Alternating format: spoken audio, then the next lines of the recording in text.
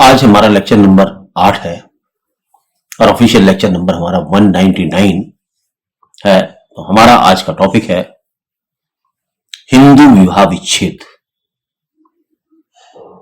हिंदू विवाह विच्छेद ये जिंदगी का बहुत ही काला अध्याय है, चाहे मजहब कोई सा भी हो। सब मजहबों में, चाहे इस्लाम हो, सनातन धर्म हो या अन्य कोई और मजहब जैसे ईसाई, जैन, सिख, कोई भी हो, उनका सबसे काला अध्याय है तलाक, डाइवोर्स। ये सबसे काला अध्याय है। तो आइए आज हम उसी काले अध्याय में अध्ययन करते हैं। कुछ लोगों के लिए विवाह स्वर्ग है और कुछ लोगों के लिए नरक है। जिन लोगों की शादी सफल हो जाती है वो जिंदगी में शादी से इतने खुश होते हैं कि उनका कोई परामार नहीं होता, उनकी लाइफ स्वर्ग बन जाती है। और जिन लोगों के लिए ये नरक है वो ये सोचते हैं कि कैसे न कैसे तलाक हो जाए। तो ये बात इंपॉर्टेंट रखनी है। कुछ लोगों के लिए वही विवाह स्वर्ग का साधन बन जाता है, अर्थात उसी में वो इतना आनंद लेते हैं कि पति पत्नी एक दूसरे के प्रति आत्मसमर्पण का इतना भाव लिए होते हैं कि पूछो मत। और एक कभी कभी जिस स्थिति का हम जिक्र करने वाले उसमें पति पत्नी एक दूसरे का मुंह नहीं देखना चाहते और इतना नफरत का भाव हो जाता है। उस नफरत के भाव की परिणति ही है विवाह विच्छेद, जिसको हिंदू मैरिज एक्ट की धारा 13 में डिफाइन किया गया है। तो धारा 13 आप लोग याद रखें, फॉर डाइवोर्स और विवाह विच्छेद। विवाह विच्छेद के लिए धारा 13 उन परिस्थितियों का बंद करती है जिसमें विवाह विच्छेद का अधिकार उत्पन्न होता है। पति हो या पत्नी हो, दोनों इस धारा के तहत विवाह विच्छेद के लिए प्रार्थना पत्र या याचिका ही वर्ड यूज किया है, पिटीशन कहते हैं उसको, न्यायालय में दाखिल कर सकते हैं। जैसा कि एक हमने बताया था जुडिशियल सेपरेशन, उसके अंदर 13A1 और 13B में 13 में कुछ आधार दिए गए हैं। वो आधार तो है ही, लेकिन हिंदू मैरिज अमेंडमेंट एक्ट जो है 1976 में आया, उसके अंदर भी वो आधार दिए गए हैं। तो पहले उन आधारों को बाद में डिस्कस करेंगे, बता देंगे, अभी तो टॉपिक स्टार्ट हुआ है। तो कुछ और बातें भी बता दूं। ये तो धारा 13 होगी कि 13 के अंदर पिटीशन लगाई जा सकती है, बोथ पार्टी कैन नो। 14 विवाह विच्छेद के अधिकार को सीमित करती है तथा डाइवोर्स की याचिका विवाह के 1 वर्ष के अंदर नहीं आ सकती। अर्थात 1 वर्ष का टाइम कम से कम रखा गया है कि उस तक तो आपको ये दाखिल नहीं कर सकते डाइवोर्स। क्योंकि एक्चुअली क्या है, हिंदू माइथोलॉजी के अनुसार जो है डाइवोर्स है ही नहीं, लेकिन क्योंकि सोसाइटी बदल रही है, change is the rule of law, तो इसमें इंट्रोड्यूस कर लिया गया। पहले तो था ही नहीं, हिंदू धर्म में तो तलाक नाम की कोई चीज ही नहीं थी। तो 1 वर्ष तक आपको वेट करना होगा शादी के बाद में। 1 वर्ष के बाद में ही आप इस याचिका को ला सकते हैं। सेक्शन 14, ये मैं आपको पहले इसीलिए बता रहा हूं ना, क्योंकि आप डालने पहुंचे तो आपको पता लगा आप एडवोकेट है, वो कह रहा है यार आपको तो कानून ही नहीं पता। और जो समय एग्जामिशन की बात है वो भी आगे बताएंगे। तो धारा 14, जब तक कि असाधारण परिस्थिति नहीं हो और विपक्षी की ओर से असाधारण व्यवस्था का मामला हो। आप 1 साल से पहले भी ला सकते हो, लेकिन उसमें आपका जो प्रतिवादी है, आपका जो अपोजिट पार्टी है, पति है या पत्नी है, कोई भी है, वो ऐसी परिस्थितियां हो कि इसको जज साहब समाप्त कर दें इस अवधि को, तब ला सकते हैं, अदरवाइज नहीं ला सकते। तो आप ये मान के चलें, जनरली ये मान के चलें कि 1 साल मिनिमम वेट करना ही होगा शादी के बाद में तलाक लगाने से पहले। तो ये तो 13 बताई गई पिटीशन और 14 बताई गई उसके ऊपर रेस्ट्रिक्शन। अब बात करें 15 की, क्योंकि धीरे धीरे करके सेक्शन समझो। देखो, मैं ज्यादा डिस्क्रिप्टिव बताऊंगा तो आपके जहन से निकल जाएगा। मैं उतना ही बताता हूं जितना एग्जामिनेशन और पॉइंट ऑफ व्यू से आपको फायदा दे और आपकी समझ में टिक जाए बात। मैं बेसुधू वाली बातें नहीं बताना चाहता कि बिना बात की, जैसे किताबें हैं ना, क्यों किताबें, कई किताबें बुक्स स्टडी करो, उसमें 50 बातें लिखी होंगी और जिसमें हमारे काम की हैं केवल 5 बातें, तो हम वही 5 बातें बताएं ना आपको। कहानी किस्सा तो ये कोई स्टोरी नहीं, लॉ इज नॉट स्टोरी। आप एक लाइन लिखे तो उसमें भी 10 ही नंबर मिलेंगे आपको। अगर आप लॉ के पेपर में 100 लाइन लिखें या 1 लाइन लिखें, अगर एक ही लाइन आवश्यक है तो एक ही लाइन ही आपका काम कर देगी। धारा 15 कहती है, यदि आपका विवाह विच्छेद हो भी गया तो भी वो इमीडिएटली आपको शादी का अधिकार नहीं देता। धारा 15 पहले वो अवधि कम से कम 1 साल थी, लेकिन अब ये मान के चले कि जब तक अपील पेंडिंग है किसी न्यायालय में, तब तक ये निर्णय यदि किसी कोर्ट ने ऑर्डर दे भी दिया आपके पक्ष में, तब भी वो एप्लीकेबल तभी होगा जब वो निर्णय फाइनल हो जाए। तो टाइम, एक्चुअली कहना ये चाहूंगा कि हिंदू माइथोलॉजी में यह है कि तलाक होना ही नहीं चाहिए। किसी न किसी रूप में ये सेक्शन भी हिंदू पर्सनल लॉ की आत्मा को संतुष्ट करने की कोशिश करता है। ये चाहता है कि ना हो तलाक, घर बस जाए। तो धारा 13 तलाक के उपबंधों के विषय में बात करती है। धारा 14 1 साल का टाइम लिमिट फिक्स करती है कम से कम, और धारा 15 रीमैरिज पर बेल लगाती हुई चलती है। तो ये धारा 13, 14 और अब आप यहां आए जो धारा 14 की काट के लिए 13 ख एक और लॉ, एक और नियम बनाया गया। जहां आजकल क्या हो रहा है, सोसाइटी बड़ी पढ़ी लिखी हो गई है, पहले एडजस्टमेंट किया करते थे। अच्छा, अब है क्या, लड़की भी कमा रही है, लड़का भी कमा रही है। पहले लड़की कमाती नहीं थी तो वो थोड़ा सा ये सोचती थी, क्योंकि जब तक आदमी के पांव कदम बाहर नहीं पड़ते, बाहर से मतलब वो आय कमाना नहीं सीखता, तब तक वो तब सब दबता है। आपका बेटा भी है, आपसे कई बार तब तक सुनता है जब तक वो खुद समर्थवान नहीं होता कमाने की। जैसे ही कमाने लगता है फिर वो आपके जो डिसीजन है उसमें ऑब्जेक्शन करने लगता है। तो आप ये सोचते हैं और मेरा तो ऑब्जेक्शन करने लगा। तो भाई ऐसा भी, जब आप शादीशुदा औरत के साथ, सॉरी नौकरी पेशा लेडी के साथ में शादी करते हैं, तो आपको ये सोचना चाहिए कि वो चीजें कॉम्पिटेंट टू अर्न मनी, वो आपकी लीगल लॉजिकल बातों को तो सुन सकती है, लेकिन आप ये चाहें कि आप उसको ऐसे इसी तरीके से दबाएं जैसे पुराने समाज में औरतों को दबाया जाता रहा था, तो वो नहीं प्रॉब्लम हो। तो यहां ईगो क्लेश हो रहा है सोसाइटी में। क्या हो, ईगो क्लेश हो रहा है। और ईगो क्लेश इतना बढ़ गया, मैं पिछले 30 सालों में मैंने ये देखा,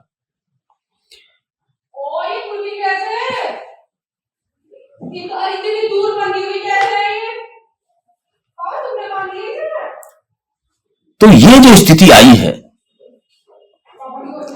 ये पैसे कमाने उन सब से की वजह से भी आई है।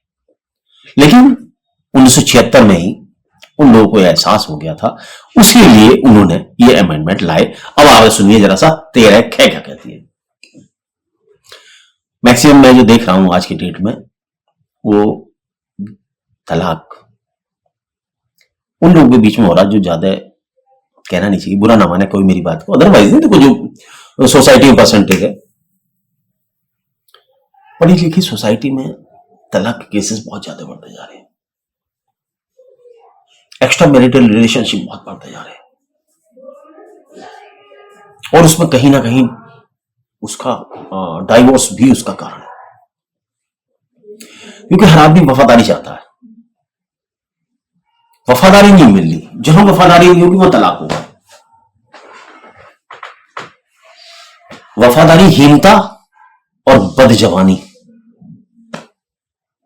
दो तलाक के बहुत बड़े कारण है। पैसा कभी कारण नहीं होता, गरीबी में भी लोग निभा लेते हैं, पैसे की कमी बेसी जिंदगी का बहुत महत्वपूर्ण पहलू नहीं है, लेकिन एक तो ये जबान की कड़वापन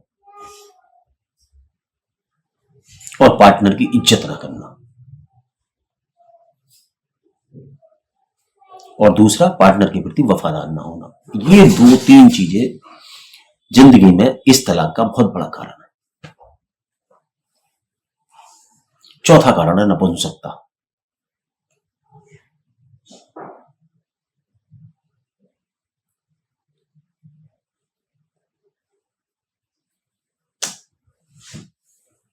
आइए तो धारा 13 पर थोड़ा डिस्कस करें। परस्पर सम्मति द्वारा भी विवाह विच्छेद का उपबंध करती है, कि विवाह सम्मति द्वारा विवाह विच्छेद किया जा सके। अब क्या है, मीडिएशन सेल बन गई है हर जगह, हर कोर्टों में मीडिएशन सेल बनेंगे, जहां पति पत्नी की नहीं बन रही, ठीक है भाई आओ बैठो, बताओ कितना आपस का, हाँ जी हमारा इतना खर्चा हुआ, ये पकड़ो अपना खर्चा, जाओ फर्स्ट मोशन कर लो, सेकंड मोशन कर लो, ये फर्स्ट मोशन है, जाके विवाह विच्छेद की परस्पर वो करके एप्लीकेशन डाल दो, आ जाओ फर्स्ट मोशन कर लो, फिर सेकंड मोशन करो, आके फाइनल करो और अपने एलिमोनी वगैरह लो और चलते बनो। तो सबसे पहले अब 13 है, इसमें पारस्परिक सहमति कॉन्सेंट से भी पति पत्नी 1 साल बाद की लिमिट इसमें भी है, देखो याद ध्यान रखना, को मौका फिर भी देगी आपको, ना दे 1 महीने से 6 महीने का देगी कि भाई 6 महीने बाद आइए भैया, वेव कर सकती है वो, परिस्थिति ऐसी हो तो, लेकिन देगी मौका फिर भी। तो परस्पर सहमति के द्वारा भी तलाक की पिटीशन लाई जा सकती है, जिस पर दोनों पार्टी जॉइंटली दस्तखत करेंगे। तो ये थे 13, 14, 15 और 13 13 का मैंने बाद में इसलिए बताया तो पहले 14, 15 को समझ लेते तो 13 पे आके आपके दिमाग में बैठ जाएगा। तो ये 4-5 कंडीशंस मैंने आपको एक्सप्लेन करने की कोशिश की। अब मैं बताता हूं 1976 में आए हुए अमेंडमेंट, जिनके आधार पर डाइवोर्स की पिटीशन कोर्ट में डाली जा सकती है। 13(1)(1) धारा 13 उपधारा 1 और उसके बाद रोमन की फर्स्ट, उसमें सबसे ऊपर है adultery. Adultery is the main cause of divorce. इसे कहते हैं वफादार न होना, एक दूसरे के प्रति वफादारी का अभाव। Adultery means you can understand easily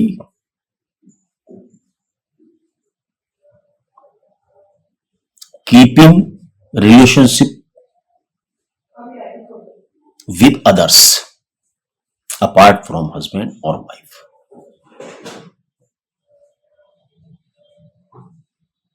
अनैतिक संबंध गैर जिम्मेदाराना कार्य। जारता के बहुत सारे रूप हैं, लेकिन सबसे ज्यादा डेंजरस रूप यही है जो तलाक तक लाता है।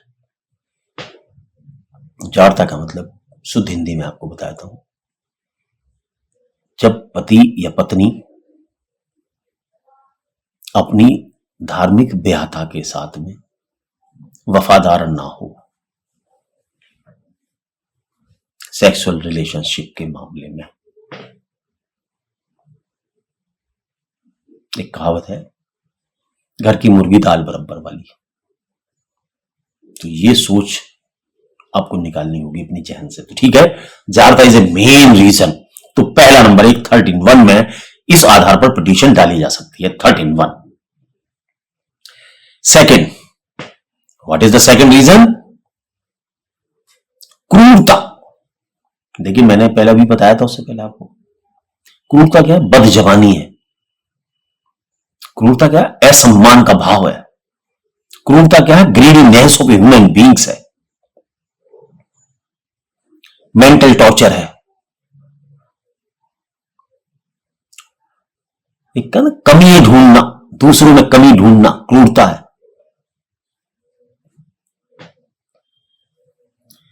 एक किस्सा जरा सा 1 मिनट देख कर फिर सुना।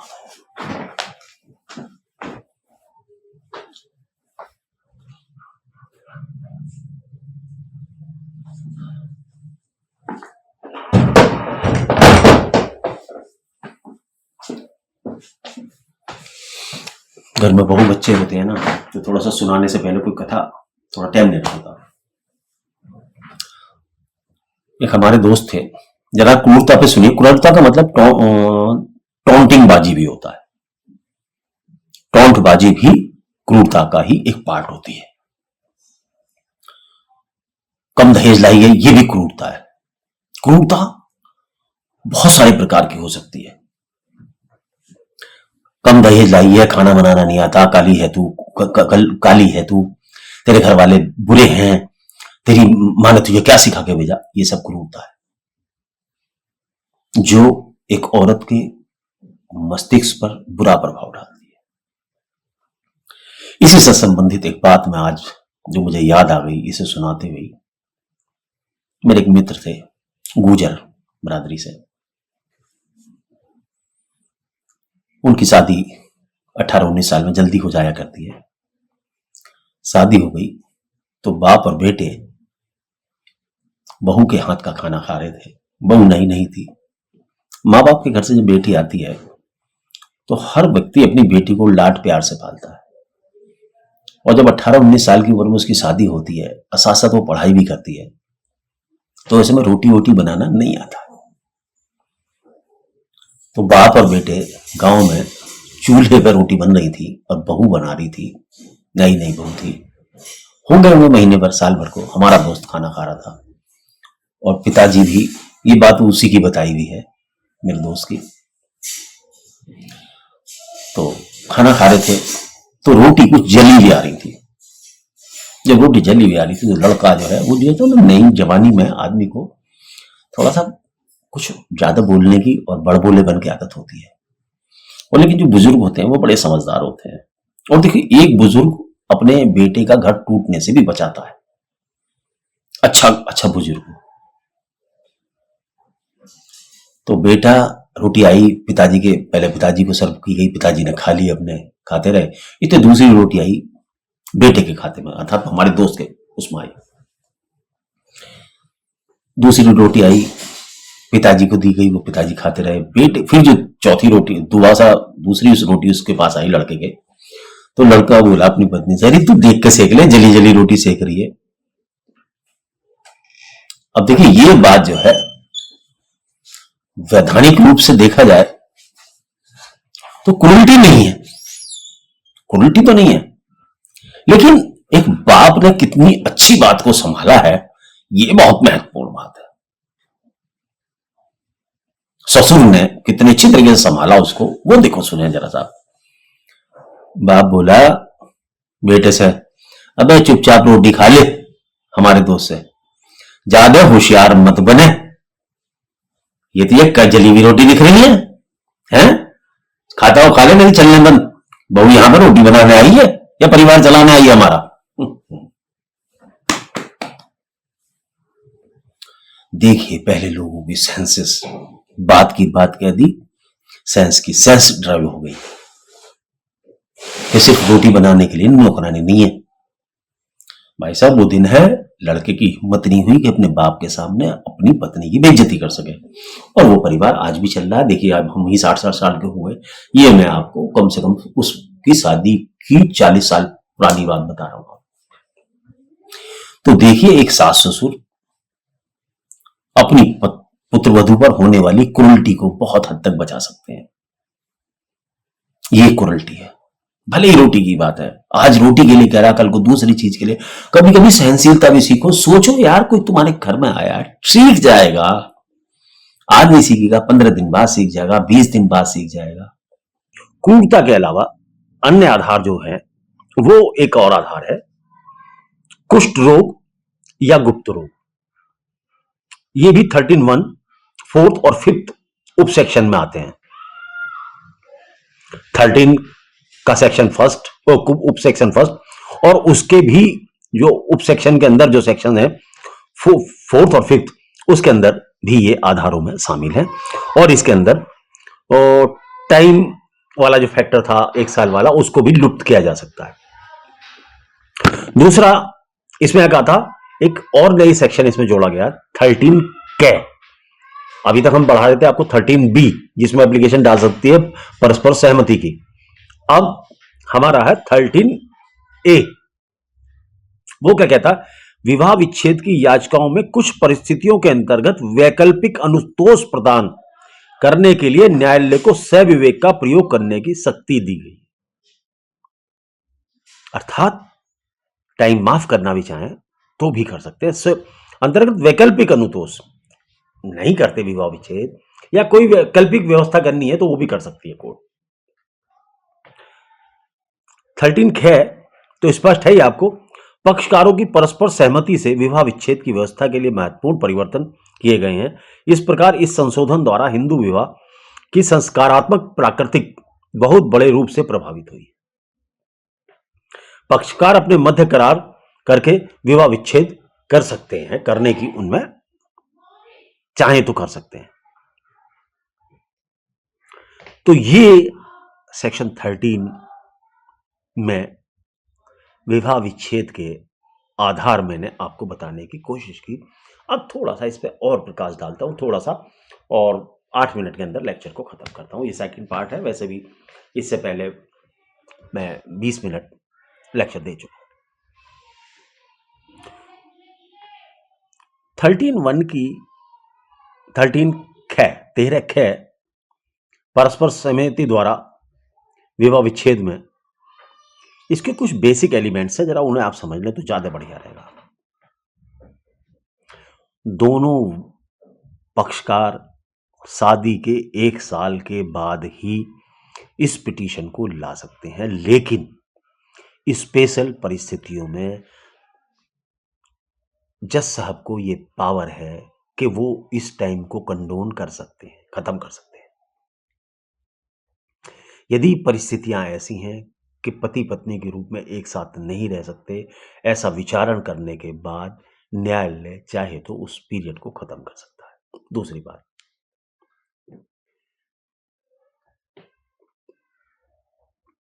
उनके मतभेद, विशेष बात जो मैं अपनी तरफ से ऑब्जर्वेशन दे रहा हूं, विशेष बात, उनके मतभेद व स्वभाव में गंभीर असंगति, अर्थात there is no possibility for any compromise.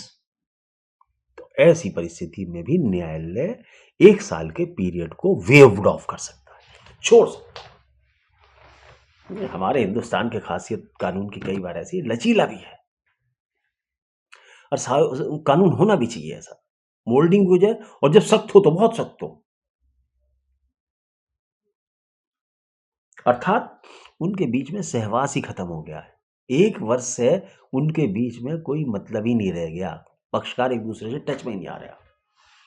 तो ये 3-4 कंडीशन है जिसके अंदर जज साहब उस 1 साल के पीरियड को खत्म नहीं कर सकते। ये वो मैंने कंडीशन बताने की कोशिश की 10 ख की पिटीशन के लिए। 1 साल तो लिमिट है ही, लेकिन उनको खत्म कैसे कर सकते हैं, ये परिस्थितियां मैंने आपको 4 बताई है।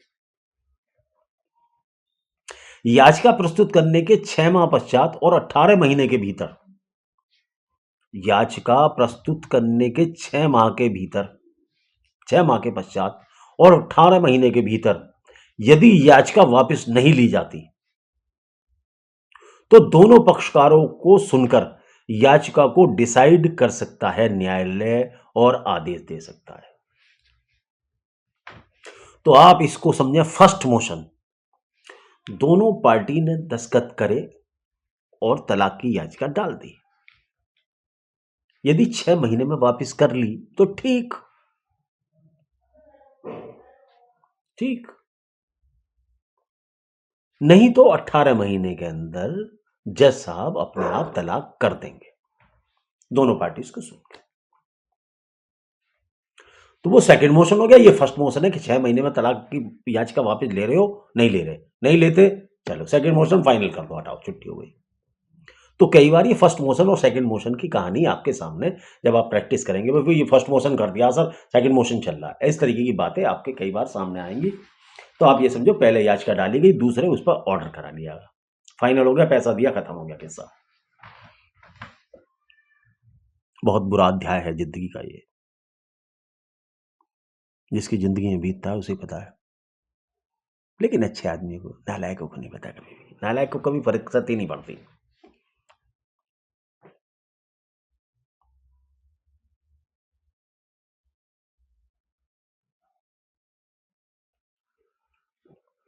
एक जजमेंट और बताना चाहेंगे। AIR 2005 MP high court, MP की कोर्ट है, पेज नंबर 106 है।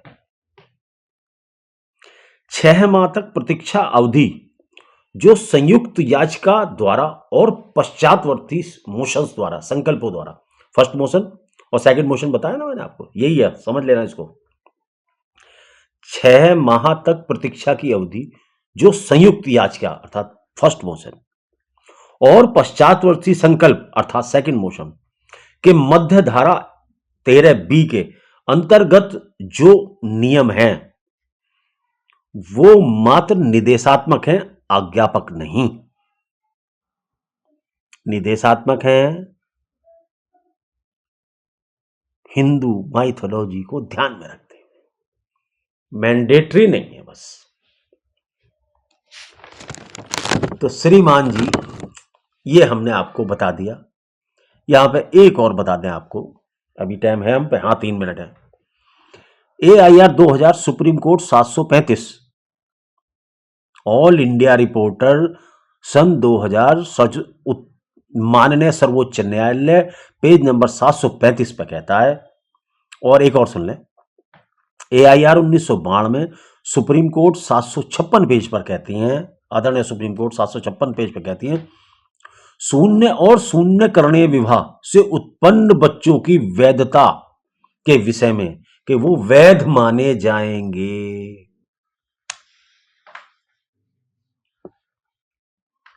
विवाह शून्य हो सकता है, तुम्हारे नियमों के मुताबिक ना हो, शून्य करने हो सकता है, लेकिन जो बच्चा पैदा हुआ है वो तो परमात्मा का है, तो वो तो ऑलवेज वैध रहेगा। लेकिन प्रॉपर्टी में राइट नहीं ले सकता ऐसा बच्चा, ये भी ध्यान रखें अगर ऐसा मैरिज है। एक और बात कह दें, क्वेश्चन आता कि where is jurisdiction of point, 2 minute है, जुरिडिक्शन क्लियर करना है। किस न्यायालय में वाद डाला जाए इसका, नेचुरल सी बात है, सिविल प्रोसीडिंग्स हैं ये, these are the civil proceedings. जहां विवाह संपन्न हुआ वहां डाला जा सकता है, या जहां पर याचिका करता रहता है वहां पर डाला जा सकता है, या विवाह के पक्षकार जहां अंतिम बार रहे हों वहां पर डाला जा सकता है जुरिडिक्शन में, या जहां पर वो निवास कर रही है, पत्नी निवास कर रही है, जहां पर याचिका पेश करने की तारीख को निवास कर रही है, या जहां पत्नी रहती है वहां भी डाला जा सकता है, या वो भी डाल सकती है। और डाला कहां जाएगा, जिला न्यायालय का अर्थ नगर सिविल न्यायालय इन वादों के संबंध में समझा जाए था। सिविल न्यायालय में ये वाद जिला न्यायालय साहब के यहाँ डाला जा सकता है। तो ये आज का हमारा टॉपिक था, बहुत बुरा टॉपिक था, अच्छा नहीं मानता मैं इसको, मैं बहुविवाह, विधवा विवाह, बहुविवाह खास करके एडल्ट्री, इनको और इस तलाक को बहुत बुरा मानता हूँ, नहीं चाहता बिल्कुल। नमस्कार, thank you very much for kind listening.